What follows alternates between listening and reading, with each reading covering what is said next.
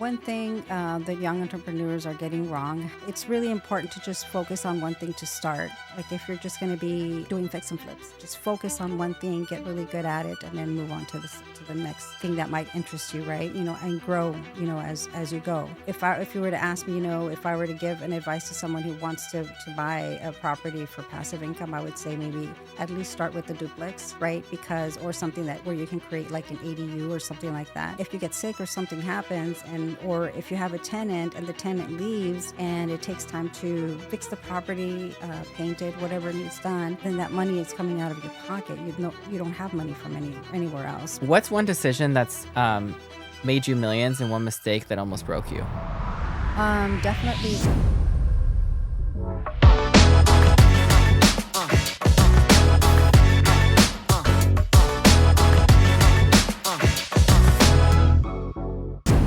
Welcome to Built to Scale, the podcast where vision meets action. I'm your host, Quinn Vincent Shills, founder of Master Roofing, and I'm here to pull back the curtain on building world-class teams, scaling companies, and turning bold ideas into unstoppable momentum. Let's get to work. Today we have an incredible guest, Maria Rangel, entrepreneur, investor, and CEO of WealthNet Capital. She also built Powerhouse in multifamily real estate, helping investors create passive income, long-term equity, and true financial freedom. We're diving into how Maria started from scratch, scaled her company, built her team, found one of the most profitable deals, and achieved financial independence through real estate. If you've ever wondered how to get started in real estate investing, what's the step-by-step process to build wealth from the ground up, and how to turn small ideas into life-changing income, then buckle up for today's masterclass. Take notes. Let's jump into this conversation with Maria Rangel and discover exactly what it takes to build wealth and scale business to freedom. Welcome. Thank you. Thank you so much for having me and for this awesome introduction. I really appreciate that. Absolutely. I'm excited to have you, and it's going to be a fun podcast. Thank you so much. Excited to be here. So how did you go from zero to building a multi-million-dollar real estate company? Started actually in real estate around 2016, and literally just baby steps is what I did.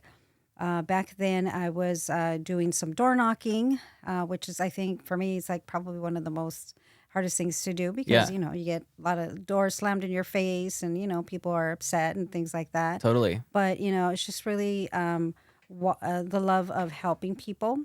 So one of the things that I really haven't shared much, or maybe not at all, is that in life, of course, we have different tough situations that we deal with. Totally. Right? And one of the things that I dealt with was a foreclosure. So I lost my home at one point. Wow. And when I lost my home, when I was going through that experience. It was very scary. I had no knowledge about real estate.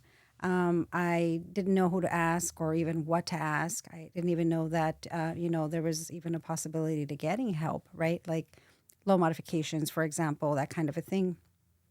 So, interestingly enough, that led me to, having a love for helping people when I started learning about real estate. Like I said, it's very scary, not wanting to open your door and, you don't know if someone's going to knock and they tell you you need to leave. That's really scary, right? And Yeah. having a family, it's like, where are you going to go? And so I had a passion for real estate since I was in banking. And in banking, I noticed that we had some investors in the banking industry. Matter of fact, one of the owners in the bank where I worked, he owned a lot of REOs, real estate owned, and he was pretty well off. Him and his wife were pretty well off, and since then it captured me. Like, this is what I really need to do. This is the way to build wealth, and this is the way to to have a better life. So I started by joining a group, which is always going to be like the best thing to do, right? Because we don't know what we don't know, so we have to get educated. And so I joined a group and a community that had a lot of people that helped and shared information, and where I actually the first thing that I did was door knock and help people that were in pre-foreclosure. and just finding out what their issues, what their problem were, what the problem was, what they were going through, and then just being able to help them solve a problem was just even what I said. I just need to do this more. What else is in there, right? What else is out there? What else can I do? um, Two stories that really just always are in my heart is a story of a single man that was just in his home. His wife had left him, and he was just there by himself. Mm-hmm. And I literally just knocked on his door and I said, "I know you're going through pre-foreclosure. Do you want to talk about it?" He didn't really want to talk about it, but then talked to him about his options, and he was just really ready to just leave. He said, I'll sell you the house." It was just like that. And he told me his story. And in the next few days, we went through the process and we were able to give him some money so he could, move on and, help himself with that. And it was just him and his dog. And I just felt so bad because I just like, it's really hard to just be there by yourself and no one is really coming to help you, not even your kids, right? That's one of the stories that really just like in my heart, I had so much pain for him, right? Another story was where there was a couple and the parents were elderly. Mm-hmm. The parents owned the home and they got so sick they couldn't pay. And then the children, they moved in and they were selling everything that they could to catch up, and they were always playing catch up. But they had hospital bills and things like that. So that's what I'm saying. It's life happens, right? And they just didn't know what else to do. And I said, what if we do a loan mod? What if we do this? Well, we went through the process, but even with that, they were still not going to be able to make the payment. So we were able to, help them and give them some money so they could move, help them with a truck to put their things in, and so on, even helping find rentals. So helping people, again, it's just the things that I didn't get. I wanted to do so much for people as much as I could. And that's really how I started. From there, I went on to, well, what else is out there? And I figured, well, also, what do we need? We need not only just a W-2 income, we also need maybe maybe a second job or passive income. So I started learning passive income. What is passive income? I met another person, and he became my mentor. And he taught me about his program is called Remote Rehab. So he fixes all of the homes and Mm-hmm. then he sells them ready to turnkey for as a rental, right? But they're remote because they're not in California; they're out of state. Got it. And so that program, I said, okay, well, I need to let people know that there is a way for them to make passive income, right? So if they have a situation, again, I was thinking like, I wouldn't want to be in their shoes, or I put myself in their shoes, right? And it's like it's hard when you don't have that extra income when you need it. And so I started Avanti Acquisitions, and with that company, it was all about telling people, "Hey, you can have passive income, and these properties are not gonna cost you that much." Some properties at the time were like 40,000, 50,000, and here's your passive income. And depending on the type of tenant that you want, it could be a Section 8, it could be just do your regular tenant. You can start, building some wealth there, having your passive income. And so I was really dedicated to that. And that was so very fulfilling to be able to go and show the people. We had a program where we went out and showed people these are the cities, these are the types of homes that you'd be buying. We would tour the homes, literally show them live what they would be getting into, what the numbers would look like, and things like that. So, all about, being transparent, right? And so, again, my passion for helping people, my passion for solving a problem, not only just like uh, having extra passive income, but also, building wealth, and, also about teaching people that there are other things, other than just, having the second job. Passive income gives you more time to be with your family. Passive income, can build, you can build your college fund for your child, just different things depending on the needs of the people. Absolutely. And so, what would you say is the biggest single risk you took that changed your life? Still coming up.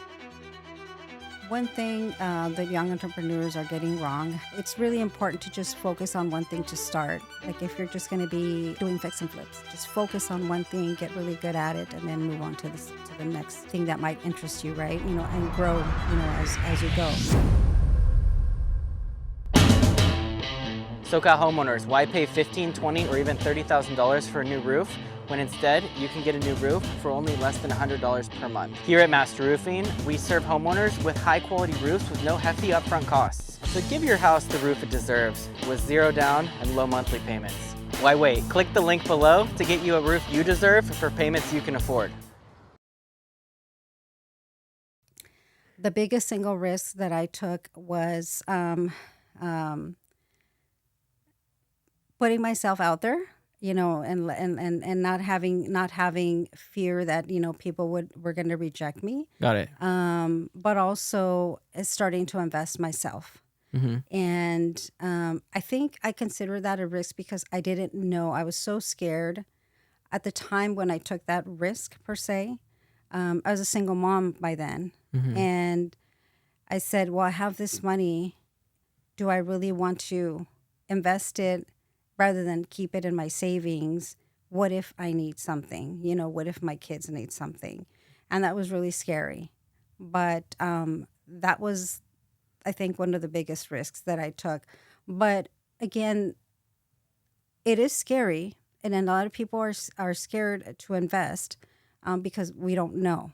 Yeah. But actually, being able to know the people, being able to see, like they say, sometimes people don't want to invest because you can't touch the item, you can't touch, you can't go visit the house. And for me, my first investment was not my first investment was like buying a house, right? But the that first passive income out of state, it was just really scary because I wouldn't be able to just go drive and see it. Right. And so I just had to have my trust, and I had to have the faith that everything was going to be fine. And it was. Where did you do your first deal for passive income? Out of state was in Cleveland, Ohio. So what was that first property that made you feel like I've made it? Like with that first deal that you did, that you feel like, okay, I've made it. To be honest with you, the very first deal that I made was that I felt good about. Mm-hmm. Was when I pretty much brokered a deal for myself. It was again, I just become a single mom at the time, and I moved far away from old memories, and I didn't know what to do, but just talk to this realtor lady, and I said, I don't really have enough money to, for the down payment. Can you ask the lady if she'll do seller finance? I had no idea what I was talking about. I had no idea that was even a thing. Yeah. But she said, let me ask. And then we literally negotiated a seller finance. Wow. And I had no idea that that's what I was doing. To me, in my mind, I was like, well, as long as I have the title and it has my name, then it's legit. Yeah. So that was the first time where I said, wow, this is awesome. If I can do this, what else can I do? Totally. Right. So that was definitely an experience. If you had to start over today with $0, what would you do first?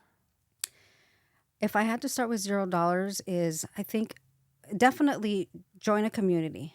Because when you join a community and you're around people that are already doing the business, it's when you become so much aware of what you can do and what you cannot do, right? But the more you learn of what you can do, then you find what suits you, right? Like, for example, seller financing, right? Had I known about that years ago, I probably had done quite a few seller financing. I don't know, right? But joining a community and learning those things, you know exactly what you need and what is good for you. Like you just go and target what you're looking for, right? There's something for everybody. You know, maybe you want to do seller finance on a manufactured home. Maybe you want to do a seller finance on a townhome. It's just like you don't know. Or maybe What is seller financing?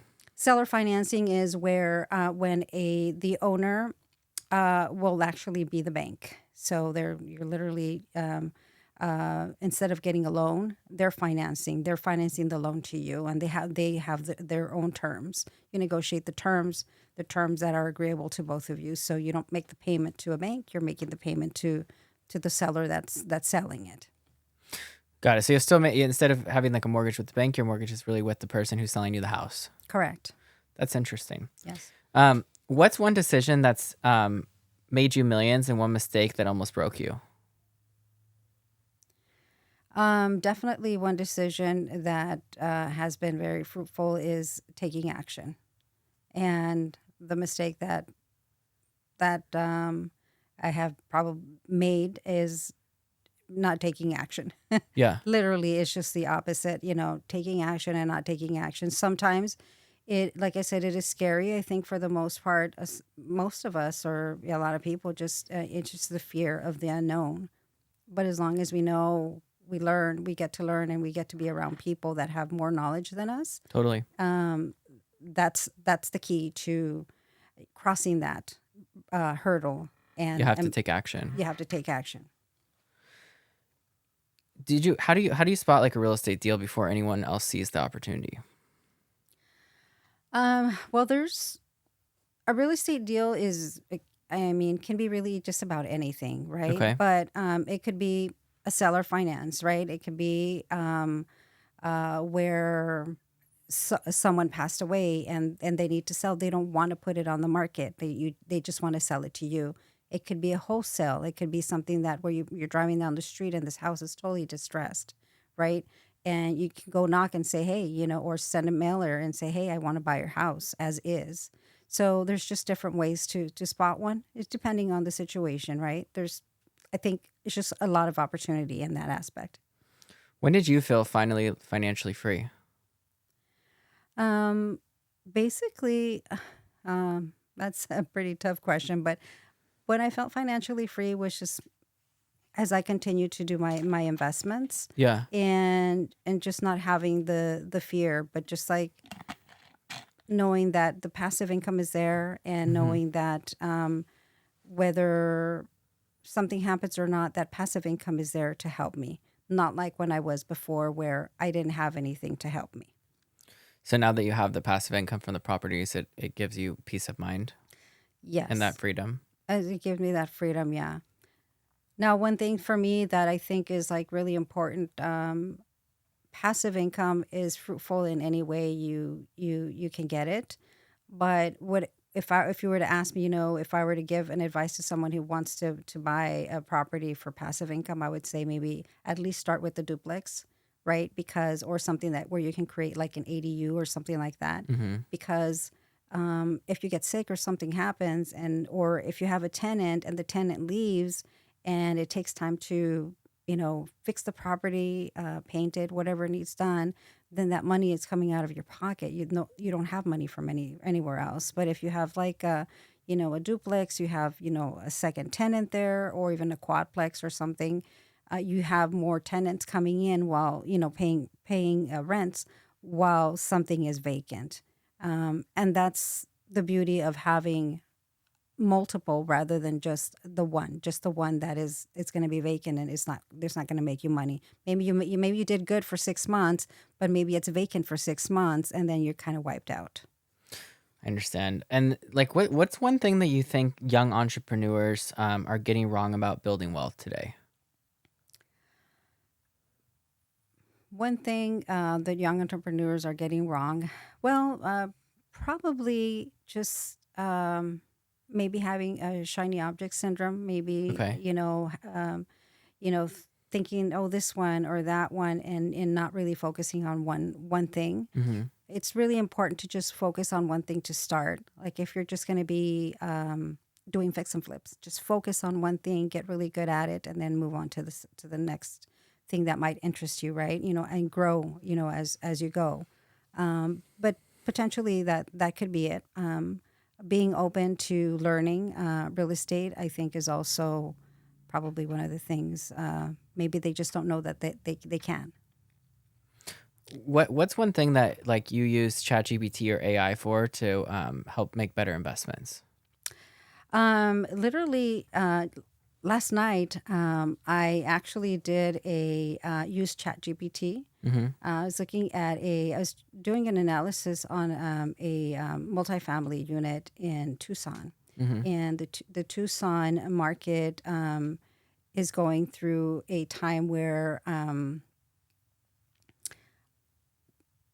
rents rose in 2022, 23, right? And then now rents are going low. And so we're looking at this property and it's kind of like, well, why do we need to lower the rents rather than higher the rents, right? You want to buy a property and you want to be able to continue to do value adds and keep increasing the rent, right? Well, in Tucson, rents are going low, and it's going to be a point where it's like a flat line until it kind of just corrects, the market corrects. So I asked ChatGPT to give me data and all of the information that I needed to analyze the Tucson market, like what happened a few years ago when the rents, started to go high, to increase, and then what is happening now. Why is this happening? Why are the rents, lowering now? So that was and it gave me an awesome response. And it was just amazing that all the data that it pulled, because it brings it back with references. So that was a really great use of ChatGPT for me. So tell me about this. How did Wealth Net Capital begin? WealthNet Capital began for my passion of helping people. So when I was doing out of state, and it's like offering people like, you can buy this property, it was mainly for single family, right? But again, how can I help them more? So at WealthNet Capital it was born when as also partnering with I have some partners in the industry, Massive Capital, and so together I partner with them to bring buildings, commercial buildings or commercial opportunities to investors, right? And so for my passion to be able to help people, people don't know that they're able to buy an apartment building, and that's where we come into like, well, if you didn't know that you can buy, let me show you, let me tell you that you can, and let me show you how. And so I wanted to show people that they can buy an apartment building by pulling all our monies together, right? And so a lot of investors pulling monies together. Together we can buy an apartment building. Together we can buy a storage, things like that. What made you jump all into multifamily real estate? The fact that when you have a multifamily is really beautiful, because when you're buying an apartment building, you're also creating value for the tenants, right? Because you're adding value to the property. We buy value add. We want to make sure that these properties are very nice for the people that are living in there, for the children that are living in there, if they need a playground, if they need, the nicer pool and things like that. So that's also, something that is very nice to do and that we love doing for our tenants. And also the fact that if you have one or two vacancies, us as investors, we're not really going to lose, because if you have two or three vacancies, or maybe even 5 vacancies at a time, if you have a 100-unit apartment building, it's okay to have a few handful of vacancies, because with the other income that is still there, it's not going to break your pocket. So no one will suffer. You're still going to be able to give the investors their monies for that investment, and still be able to go in and fix the units for the next family that comes in. Yeah, with when you have these bigger multifamily projects, it does give you like a lot less risk versus if you had just a single family home, the tenant moves out, then you're out half the income the whole year versus you have a big building, a small percentage is vacant, you're gonna be all right. You're going to be all right. That's the beauty of it. Yes. Um, what was like one of like the biggest fears you had when you were starting out? Like maybe in like your first deal, like, and how did you overcome it?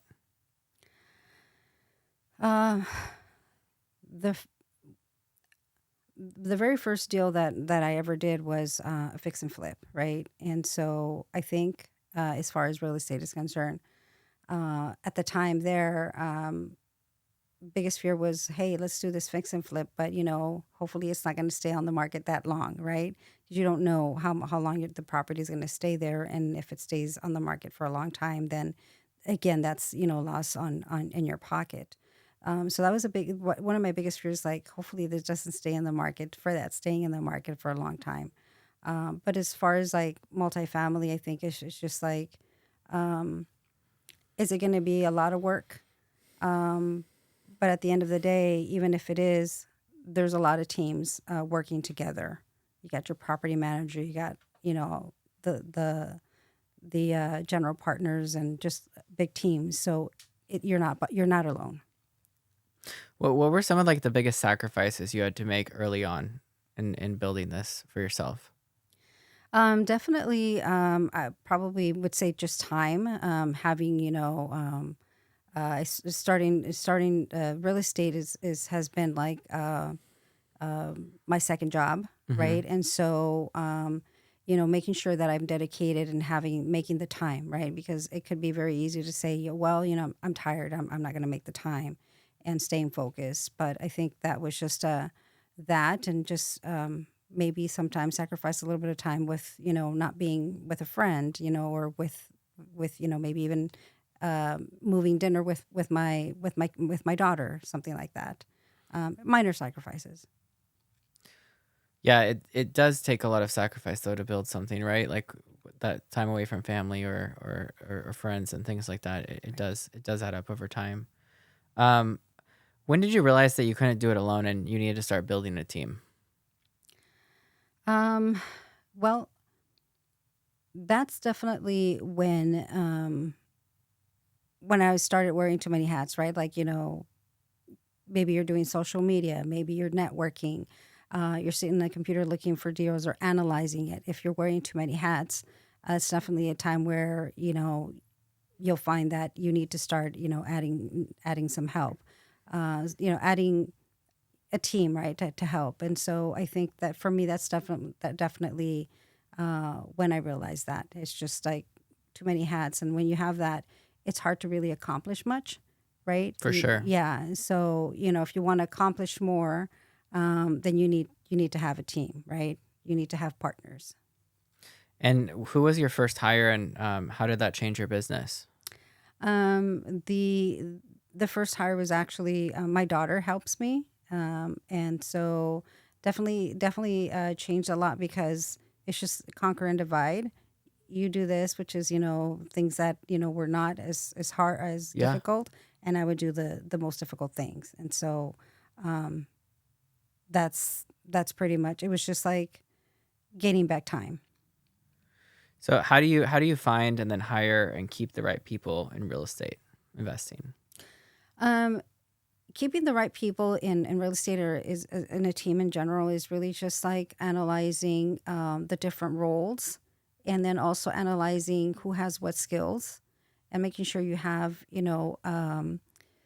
the skill sets that you need in each role, right? Because if you only have like the same skill set, then you're still lacking, and you may just be spending a lot of money on two people or three people, because you haven't covered all of the needs. So I think it's just really just making sure that you identify what your company needs, the mission and the duties, and who needs to do what, and just hire the right people there. Some companies, have people take like different type of um, assessments on skills and things like that. But it's just really just having a good interview and getting to know the person is good.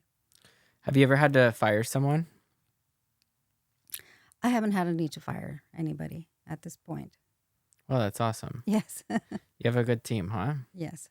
What systems and structures did you implement that helped build Wealth Net Capital to scale? Definitely having the duties outlined, Okay. the tasks outlined, and it's just mainly just having meetings Hmm. to ensure that we're on track with our mission and our goals. And then how do you manage investor relations and build trust at scale? Definitely staying connected. Staying connected is really important. So, for example, for me, I really enjoy going to network meetings. Right, it's really important. A lot of investors are there, and so just having a face to face conversation, meeting new people, or even just making sure that I keep good contact, but also making sure that there's communication. Emails and maybe a call here and there. Sometimes people don't have a lot of time, but just making sure that there's that connection, a continuous connection, continuous information, keeping people informed. So, what was your step by step process to grow Wealth Net Capital to where it is today? Um, well, basically just establishing the pillars. My mission. My mission again is just to help as many people as I can. Also, to be aligned with the right partners. Yeah. And again, one of my biggest partner is Massive Capital, and having a strong partner like them is really important to me because they have all so much knowledge and history, right, in different areas. Whereas if there's something that I need to know, something that I need to reference, then I can reach out to them. So um, mainly that's pretty much it, having the right connections, the right support. What are the top three factors you look for when picking a multifamily market? Definitely the top three things that you would probably want to look for is or that I would look for is growth in employment, Hmm. right, growth in people, businesses coming in, right, and the that the uh, apartment building or commercial building has value add, that you can add value to it. And how do you find emerging markets before they explode in value? Just staying in contact with different reports that are coming from different lenders, staying in contact with different reports that are coming out from different builders. Uh-huh. It shows where big builders are going, right, and where also big investors are buying. What's your biggest revenue stream today? Is it cash flow, equity, or exits?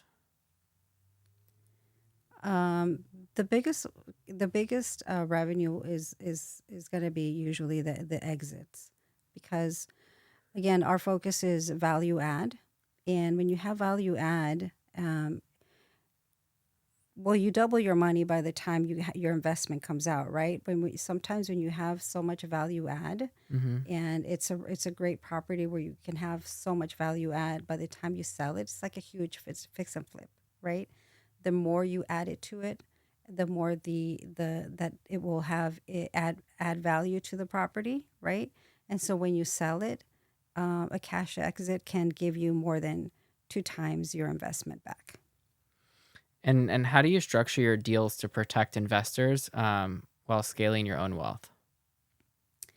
Well, investors, we always want to make sure that they understand the deal, right? Yeah. I mean, in general, all deals have risks, right? It's the same like having stocks. You're buying stock, there's no guarantee. Any investment is a risk. But we have education. We want to make sure that they're educated, that they know the risks, Also, if they have any questions that they're contacting their tax attorney, they're consulting with a lawyer if they need to. Um, Establishing their investment by way of like an LLC. There's different protections that depending on the investor that they need to set in place. So, as you start to like build these relationships with the investors, you're finding them in these groups, right? And then you're bringing them into the deals. There's risk, like with the type of investments that you're doing in real estate. It's a calculated risk, though, right? Well, yeah, well, yes, per se, because we And you want have to like make a sure plan, an exit plan, we kind of when you have go into it. right. We have a business plan for every property that we underwrite. Yeah. So underwriting is like a huge factor, to identifying a good property, right? A good deal. Do you do the underwriting, or that's with like the lenders? I You have done underwrite that. the Yeah, deal, I right? Okay. underwrite the deal along with my partners. Yeah, but I underwrite deals. Doing the underwriting, having the business plan. Like I said, what are basically it's what are the value adds and where can you lower your expenses. So that gives you a really nice leverage, and you'll be able to see where that's headed. And so part of that is also doing your due diligence. Making sure that you're visiting the property. Really looking, by yourself, through the different financials and see that the contracts are, correct and in place, that there's no issues with that. Also, checking every door. We usually due diligence is knock on every door and open every unit and go in there and take pictures, see what it looks like. So that's a process. What's the most profitable deal you've ever done, and why? Um,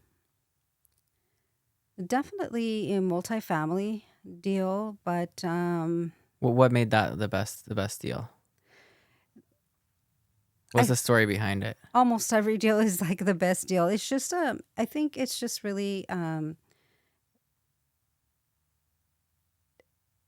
most people the people that you're helping. Some deals come in with a investor that has like a lot of money, and then less investors come in. Right? There's a sponsor that comes in with a lot of money.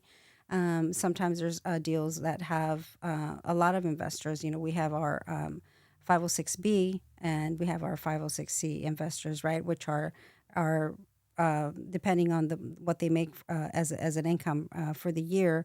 There will be our accredited investors or non-accredited investors. So every deal is different.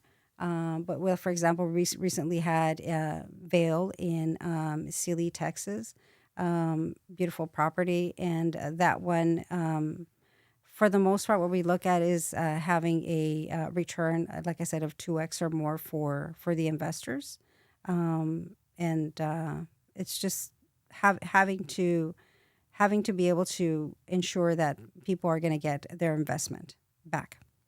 Have you ever lost money in a deal? I have not lost money on a deal myself personally. I have lost enough money. Well, not. I have to take that back. Yes, I have lost money in a deal, which was actually my Cleveland property that I actually just sold. And for some reason, I just had a bad turnover of tenants, and I recently sold it. So that kept on having vacancies for a long time. And again, that was a single family, and so I didn't really have that backup income coming in. How do you handle the pressure when you're dealing with millions of dollars? Interestingly enough, when you're dealing with millions of dollars, it's like you just get used to naming millions of dollars. It becomes very common. Kind of like when we're saying thousands, it becomes common when you're handling millions. It becomes common, and it's just I don't really feel like there's a lot of pressure. It's just really having again that education for myself of what I'm dealing with, and also for people of what they're dealing with. How do you stay motivated, when challenges hit?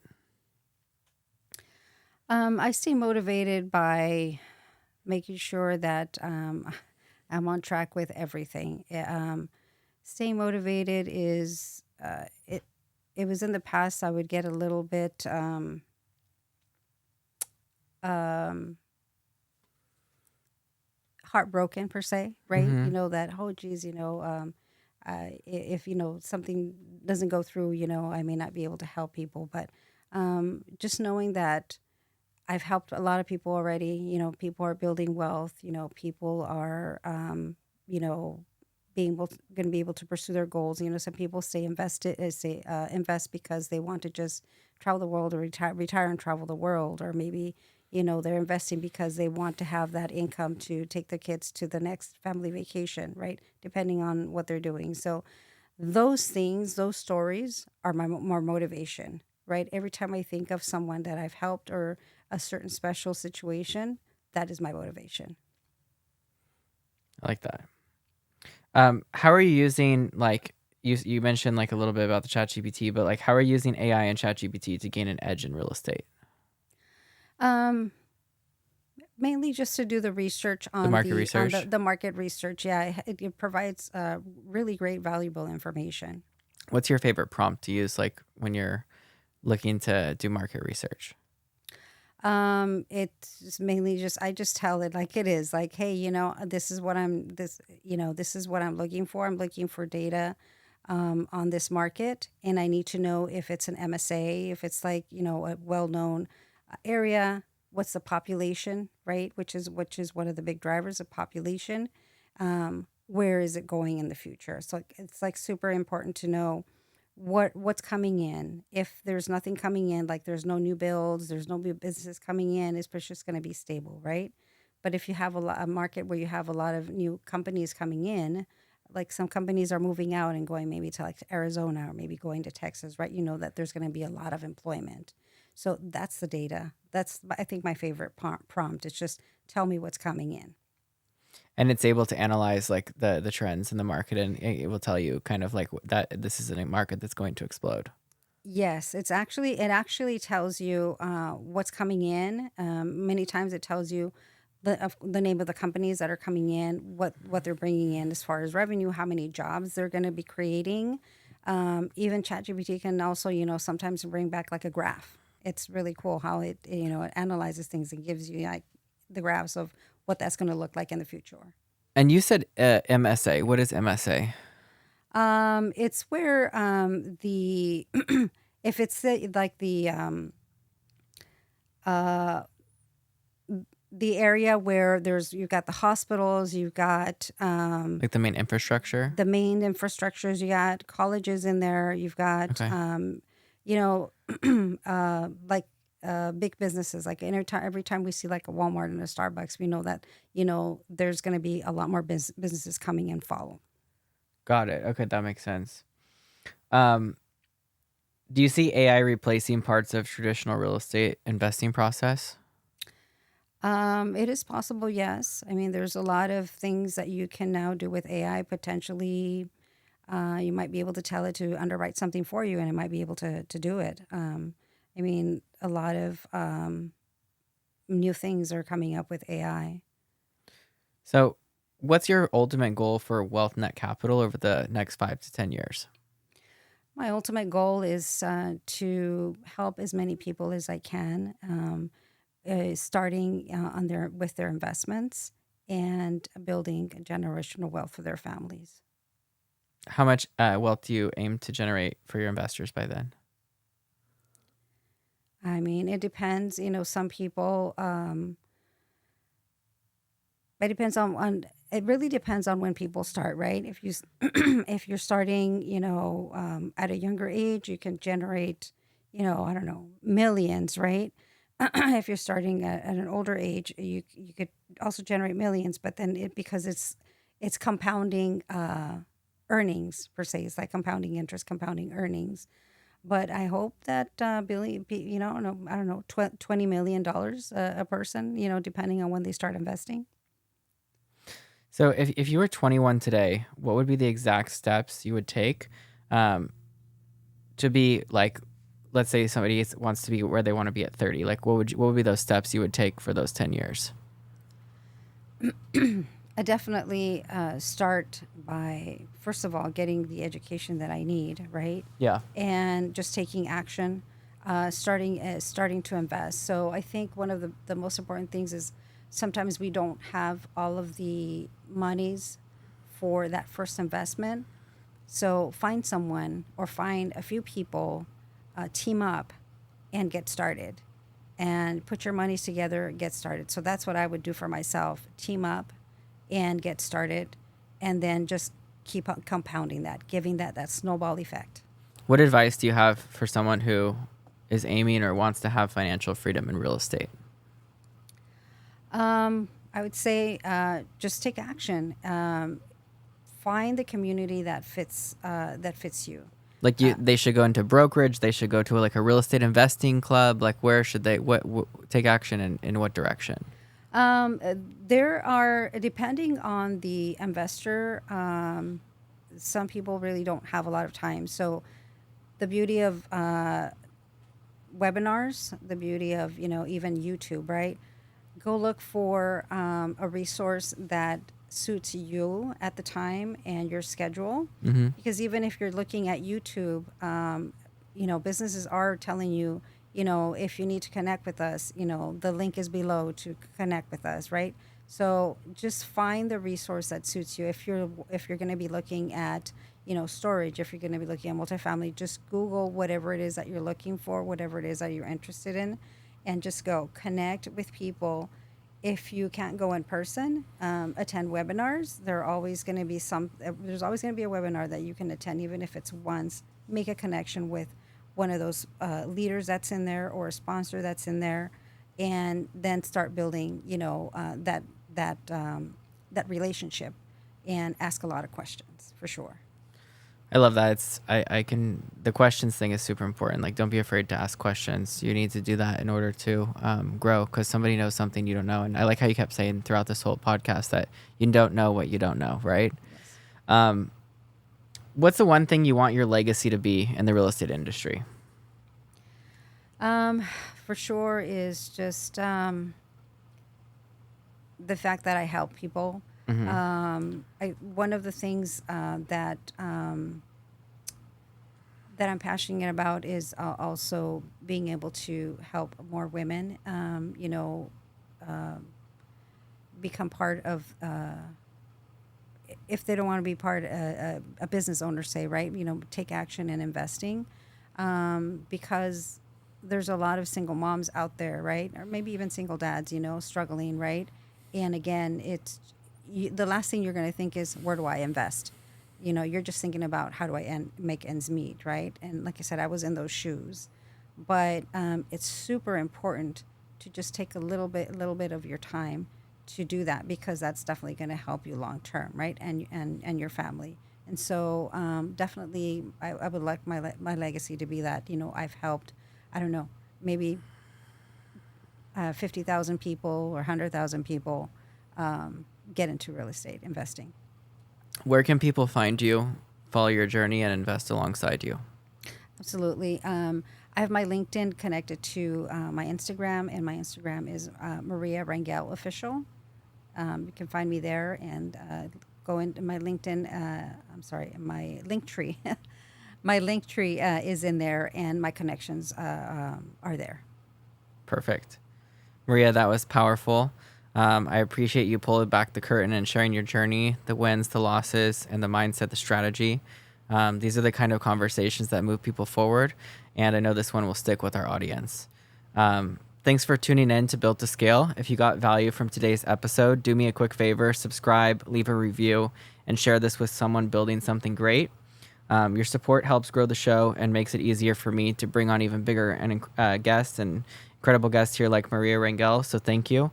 Follow me at Quinn Vincent on Instagram, YouTube, LinkedIn, and TikTok for daily behind-the-scenes insights and momentum to fuel your journey. Until next time, keep building, keep believing, and remember, legacy isn't given, it's built.